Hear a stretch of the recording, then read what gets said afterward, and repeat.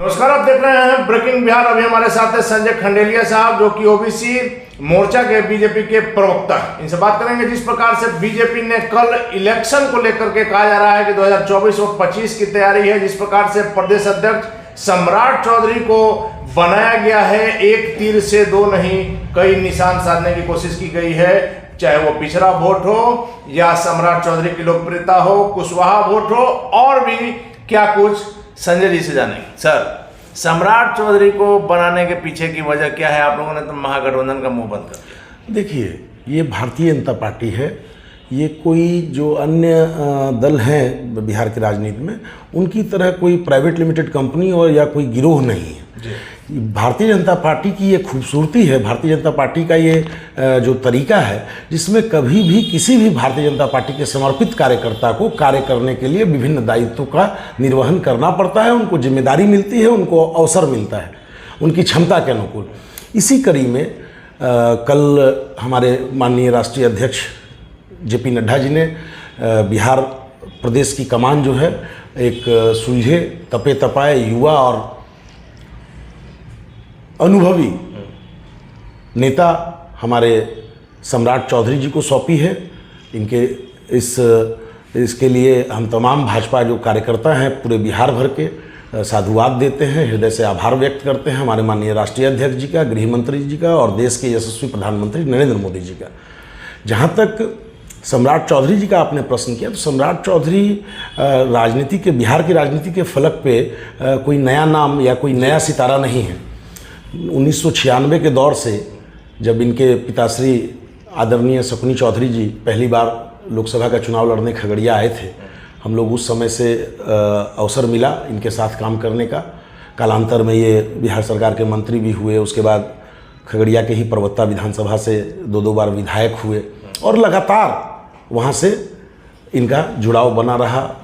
कालांतर में बिहार सरकार के मंत्री हुए नगर विकास एवं आवास विभाग के, और उसके बाद बिहार विधान परिषद के सदस्य भी हुए, भाजपा के भी बिहार विधान परिषद के सदस्य हुए। भाजपा में संगठनात्मक तौर पे भी इन्होंने प्रदेश उपाध्यक्ष के तौर पे अपनी जिम्मेदारियों का निर्वहन किया। तो कहने का मतलब ये है कि लगातार पिछले 25, 26, 27 वर्षों से लगातार ये अपने राजनीतिक जीवन में, सामाजिक जीवन में, विभिन्न दायित्वों में, सरकार में विभिन्न दायित्वों में कार्य करते रहे हैं। और एक इनका अपना ऑरा है।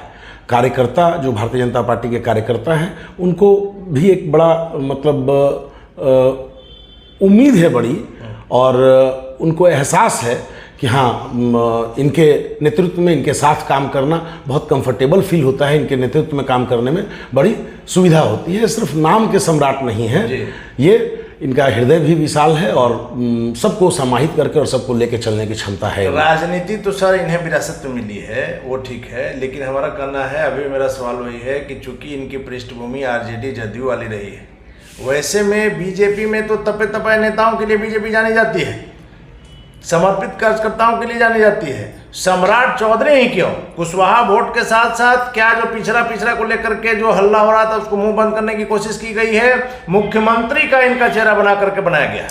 देखिए अनिल जी, मैं यहाँ बड़ा स्पष्ट करना चाहूँगा, मैं थोड़ा सा आपसे इत्तेफाक रखता हूँ, थोड़ा सा नहीं रखता हूँ। राजनीति विरासत में नहीं मिलती, अवसर विरासत में मिलते हैं, ठीक है, लेकिन अवसर एक बार मिलता है, उसके बाद अपने आप को साबित करना पड़ता है, अपने आप को प्रूफ करना पड़ता है। इस बात में कतई गुरेज नहीं है कि ये इनके पिता शकुनी चौधरी थे और वो एक बिहार के जाने माने ओबीसी लीडर हुआ करते थे उस जमाने में। उनकी एक हनक थी, उन्होंने निर्दलीय से लेके निर्दलीय भी चुनाव जीता और अन्य दलों में भी रहे, सांसद भी हुए, बिहार विधानसभा के उपाध्यक्ष भी हुए।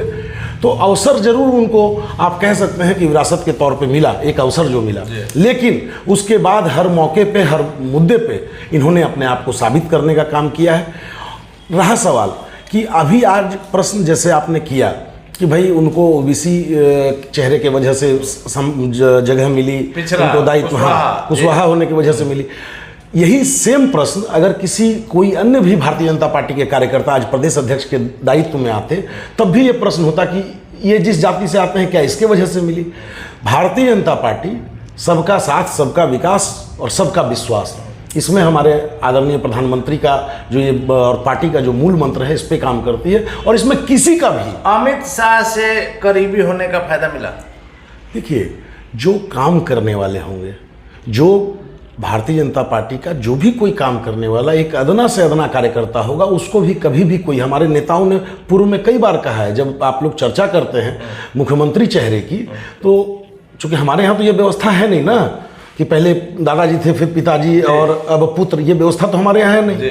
हमारे यहाँ तो कभी भी कोई भी समर्पित कार्यकर्ता किसी भी पद के लिए उनका क्षमता हो, चूंकि यहाँ एकल नेतृत्व नहीं है, ये प्राइवेट लिमिटेड नहीं है, यहाँ कलेक्टिव, मतलब यहाँ सामूहिक नेतृत्व है और कलेक्टिव डिसीजन होते हैं। तो उसमें जो जिसमें पार्टी के नेतृत्व को लगता है कि इसमें ऊर्जा है, इनकी ऊर्जा का लाभ पार्टी को लेना चाहिए, पार्टी वैसा निर्णय लेती है समय समय पर। इसी से सवाल आ रहा है कि इस बार बीजेपी जिस प्रकार से एग्रेसिव है, 2024 और 2025 दोनों चुनाव मान के चला जा रहा है कि चुनावी मोड में बिहार आया है, वैसे में आपके प्रदेश अध्यक्ष पर सभी लोगों की निगाह लगी हुई है। निश्चित तौर पे बीजेपी ने इतना बड़ा दाव जो है बिना सोचे समझे नहीं खेला होगा। बिल्कुल नहीं, बीजेपी आज विश्व की सबसे बड़ी पार्टी इसीलिए नहीं है कि वो कोई काम बिना सोचे समझे करे, हर काम सोच समझ के। आपकी प्रतिष्ठा साख पर लगी हुई है, मुख्यमंत्री नीतीश कुमार के नहीं रहने से आप कमजोर फील कर रहे हैं, जनता जो कहती है। कहीं नहीं, एक तो सबसे बड़ी बात है कि जनता में तो कहीं नीतीश कुमार है ही नहीं। बिहार में आज अगर किसी पार्टी का अस्तित्व समाप्त हो गया है, जो मतलब सर ललन सिंह तो कह रहे हैं कि आप लोग को 0 पर सिमटा देंगे लोकसभा में। ललन सिंह जी 14 और 19 को याद कर ले, उनको समझ में आ जाएगा। 14 भी उन्होंने लड़ा था और 19 भी लड़ा था, किसकी कृपा से? आदरणीय प्रधानमंत्री जी और भाजपा के कार्यकर्ताओं और वोटरों की कृपा से वो आज संसद के हमारी सर्वोच्च जो संस्था है उसके सदस्य। कल ही सम्राट चौधरी ने कहा है कि अगला जो भी चुनाव होगा हम लोग प्रधानमंत्री जी के चेहरे पर ही। बिल्कुल, हमारे पूरे देश में भारतीय जनता पार्टी जो भी चुनाव लड़ती है वो आदरणीय प्रधानमंत्री नरेंद्र मोदी जी के चेहरे, उनके कार्यक्रम, उनकी जो कार्यक्रम की रूपरेखा है, जो वो देश के लिए और अंतर्राष्ट्रीय स्तर पर जो उनकी छवि है, उनके जो उन्होंने जो डिलीवरी दिया है, जो उनका डिलीवरी सिस्टम है, आज भारत सरकार के प्रधानमंत्री के तौर पे जो उन्होंने देश को डिलीवरी दिया है अपने कार्यक्रम, अपने कार्यों के माध्यम से, हम लोग उसको हमारी मूल पूंजी है, उससे कहीं इनकार नहीं कर सकते। हमारे लाखों करोड़ों कार्यकर्ता उसी के आधार पे अलग अलग प्रांत में अलग अलग जो प्रदेश की और अन्य हमारी टीम होती है, सांगठनिक ढांचा, उसके तहत काम करते हैं। लेकिन सर आपके इस फैसले से उपेंद्र कुशवाहा की तो थोड़ा धड़कन बढ़ गई होगी। क्यों? देखिए, सभी अलग अलग राजनीतिक दल होते हैं और उन राजनीतिक दलों का अपना अपना एक सांगठनिक ढांचा होता है, अपना अपना एक सिस्टम होता है, उनके राजनीति करने का अपना अपना तरीका होता है। उपेंद्र कुशवाहा को तो कुशवाहा वोट को साधने के लिए आप लोग लाए थे, बीच में हट गए, फिर आप लोग घर वापसी करा दिए। ऐसा शुरू से कहा जा रहा है कि सारे प्रकरण के पीछे बीजेपी है। देखिए, अभी तो क्या है कि पूरे देश में ये जो भी जिस भी तरह से जो हमारे विपक्ष में है, उनको किसी भी तरह का कुछ भी अगर होगा तो उसमें बीजेपी का हाथ ही नजर आता है। तो अब इसमें क्या किया जा सकता है? राहुल गांधी के मामले में सर आपके प्रवक्ता का बयान भी आया है कि लोकतंत्र की हत्या है, आपने सुना होगा, देखा होगा बयान। किस आम आदमी पार्टी के प्रवक्ता का बयान? देखिए, राजेश सिन्हा है, उनका बयान भी आया है। मेरा ये मानना है कि और बड़ी मतलब मैं क्या कहूँ, मुझे इनकी बेचारगी पे, इनकी लाचारगी पे बड़ी सहानुभूति है।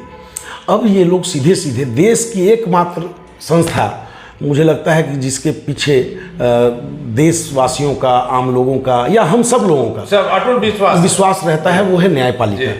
और इस तरह का बयान अभी जब आप अभी रेफरेंस दे रहे थे आम आदमी पार्टी के प्रवक्ता का, तो अभी जब इनके डिप्टी सीएम दिल्ली के जब जेल गए और जिस तरह की उलूल जुलूल बयानबाजी की जा रही थी, वो बयानबाजी बीजेपी के विरुद्ध कहाँ थी? ये तो सीधा सीधा कंटेम्प्ट ऑफ कोर्ट का मामला है। जब कोर्ट सजा के फैसले पर किसी प्रकार की टिप्पणी करना सीधा बिल्कुल कोर्ट का कंटेम्प्ट का मामला है। इसमें बीजेपी मतलब क्या कहना चाहते हैं? ये जो लोग ऐसे आरोप लगा रहे हैं, ये क्या कहना चाहते हैं कि जुडिशियल सिस्टम, जो जजेस हैं, हमारे माननीय जो न्यायाधीश हैं, वो क्या किसी पॉलिटिकल सिस्टम से चलते हैं? और अगर पॉलिटिकल सिस्टम से चलते थे तो क्या पिछले 70 वर्ष में यही होता रहा देश में? तो ये बिल्कुल गलत है, एकदम आधारहीन है, बेसलेस है, तथ्यहीन है। और इस तरह के जो चर्चा करते हैं, इस तरह की जो बातें करते हैं, उनके ऊपर निश्चित तौर पे माननीय उच्च न्यायालय और माननीय उच्चतम न्यायालय को संज्ञान लेना चाहिए। और इस परंपरा और इस परिपाटी को, जो परंपरा और परिपाटी चली है, चोर बोले जोर से, इस पर तुरंत कार्रवाई करनी चाहिए। आपको नहीं लगता है कि राहुल गांधी ने जो अध्यादेश फाड़ कर फेंक दिया था अगर नहीं फाड़े रहते तो आज सदस्यता नहीं गिरे। देखिए, एक चीज़ पे अनिल जी गौर करना बहुत ज़रूरी है। लालू जी और लालू जी के परिवार के साथ जब जब जिस घोटाले में जब जो इश्यूज हुए हैं और जब उनके परेशानी का कोई बायस कारण बना है तो वो उनके अपने ही बने हैं। तो वो लोग तो कहते हैं कि आप लोग हैं। नहीं, वो तो सामने है ना, पब्लिक डोमेन में है। इसमें ये हमारे और उनके कहने की बात कहाँ है, ये पब्लिक डोमेन में है। पूरा देश जानता है ना कि जब उनके ऊपर पशुपालन घोटाला इनिशिएट हुआ, जांच शुरू हुई, तो देश के प्रधानमंत्री कौन थे? लालू जी बड़े गर्व से बड़े गर्व से कहते थे कि भाई देवगौड़ा जी को इन्होंने प्रधानमंत्री बनाया, माननीय इंद्र कुमार गुजराल जी को इन्होंने प्रधानमंत्री बनाया। जब यूपीए की सरकार में जब हमारे मनमोहन सिंह जी प्रधानमंत्री थे और आरजेडी के दबाव में एक बिल लाया जा रहा था, एक ऐसा विधेयक लाया जा रहा था कि जिससे उनकी सदस्यता न जाए जब कोई ऐसे दोषी पाए जाए, जब तक पूरी तरह से साबित न हो। उस समय अपने आप को सुपर प्राइम मिनिस्टर साबित करने के लिए और अब इलेक्टेड प्राइम मिनिस्टर को, जो जिनके पीछे की समर्थन था इनका सारे माननीय संसद सदस्यों का, उनको नीचा दिखलाने के लिए एक प्रेस कॉन्फ्रेंस में राहुल गांधी जी, जो तथाकथित स्वयंभू और सबसे बड़े, स्वयंभू तो नहीं कहूँगा, गलत कह दिया मैंने, सॉरी, जो सबसे बड़े नेता हैं कांग्रेस के, मानते हैं अपने आप को, उन्होंने फाड़ दिया था बिल। तो अब परिणाम सामने, और वैसे उस बात को इस बात से कोरिलेट करना भी मैं नहीं समझता कि कोई बहुत, तो माना जाए कि मोदी जी का इसमें कहीं कोई हाथ नहीं है। स्पष्ट है, कोर्ट का मामला है ना। कोर्ट ने जब दिया उसके बावजूद भी हर मामले में मोदी फोबिया हो गया है। ये लोगों को रात में सपने में भी मुझे लगता है कि मोदी जी ही आते लगता है कि वैसे लोग जो कानून को प्रश्न चिन्ह उठाते हैं उनके ऊपर भी कार्रवाई होनी चाहिए। निश्चित तौर पे जो देशवासियों को बहुत आशा रहती है माननीय उच्च न्यायालय, माननीय उच्चतम न्यायालय से कई ऐतिहासिक फैसले कई कर्मों में दिए हैं। किसी भी कोई भी फैसला नहीं देता है। वैसे में अगर कोर्ट को आप राजनीति में घसीट रहे हैं तो निश्चित तौर पर उस व्यक्ति पर भी कानून की अवमानना का, कोर्ट का बिल्कुल, वो ये विशुद्ध रूप से, ये कोर्ट की ये जो बयानबाजी हो रही है, ये विशुद्ध रूप से माननीय न्यायालय के अवमानना का मामला है। इस पर होना। सर, आखिरी सवाल मेरा है कि जिस प्रकार से आपने देखा होगा सारण शराब कांड काफी चर्चा में आया था, उस समय लगातार जो है आप लोग भी दौरा किए थे, राष्ट्रीय मानवाधिकार आयोग की टीम भी आकर जांच की थी। उन्होंने कल जो रिपोर्ट दिया है सर, कि जो 42 लोगों की मौत की बात आ रही थी जो जिला प्रशासन ने दिया है, लेकिन उनका कहना है कि 77 मौतें हुई थी और कई लाशों को आनन फानन में जला दिया गया जिसका पोस्टमार्टम ही नहीं कराया। देखिए, राष्ट्रीय मानवाधिकार आयोग की रिपोर्ट में कुछ भी नया नहीं है बिहार वासियों के लिए। उस समय भी हमारे दोनों सदन के नेता द्वारा, हमारे नेता प्रतिपक्ष जो वर्तमान प्रदेश अध्यक्ष मनोनीत हुए हैं सम्राट चौधरी जी सहित तमाम लोगों ने इस बात को बड़े स्पष्ट तौर पे और बड़ी मजबूती से इंगित किया था। और राज्य सरकार की जो ये चीज़ें अभी सामने आई है मानवाधिकार आयोग की रिपोर्ट में, पूरे पब्लिक डोमेन में बिहार के एक एक लोग जानते हैं। शराब पीने वाला दोषी हो सकता है, उसने अपने दोस्त की, अपने गलती की सजा अपनी जान दे के चुका दी, लेकिन उसके परिवार वालों, हमारे न्यायिक व्यवस्था में, हमारे देश में ऐसी कोई व्यवस्था नहीं है कि जो दोषी हो उसके परिवार को कोई सजा मिले। और आप देखिए, ये हमारे बिहार के मुख्यमंत्री, मतलब सारी मानवीयता, संवेदनशीलता की सारी हदें पार कर गए, और कि जो करेंगे सो भरेंगे। अरे जो करेंगे उसने तो भर दिया। आपकी क्या व्यवस्था है? आप कहते हैं कि शराब नहीं बिक रही और आपके यहां जहरीली शराब बिक रही है। ये कौन सी व्यवस्था है? इस बात को समझना होगा। लेकिन क्या है कि संवेदनशीलता समाप्त हो चुकी है, कोई काम नहीं है बिहार की पुलिस को, इनके मुखिया बिहार के मुख्यमंत्री नीतीश कुमार जी को सिंगल एजेंडा है। एक 20-30-40 हजार करोड़ का पैरेलल जो है एक नेक्सस खड़ा कर दिया गया, और जो परिणाम है, जो मानवाधिकार, अब मानवाधिकार रिपोर्ट की जो आयोग की जो रिपोर्ट आई है, अब उसको भी ये प्रश्न चिन्ह उठा नहीं करें। चलिए, धन्यवाद सर। ये थे हमारे साथ संजय खंडेलिया साहब, जो कि बीजेपी के ओबीसी मोर्चा के बिहार के प्रदेश प्रवक्ता हैं, जिनका साफ तौर पर कहना है कि सम्राट चौधरी को बीजेपी का जो बिहार का प्रदेश अध्यक्ष बनाया गया है, इसके दूरगामी परिणाम है और आपको आगे आने वाले समय में नजर आएगी, क्योंकि आपको पता है कि बीजेपी इस बार अकेले चुनाव लड़ने के मूड में है। सहयोगी के तौर पर एकमात्र राष्ट्रीय लोक जनशक्ति पार्टी है। वैसे में महागठबंधन के लिए बीजेपी का यह दाव क्या कुछ नजर आएगा, यह तो वक्त बताएगा। फिलहाल आप बने रहे ब्रेकिंग न्यूज।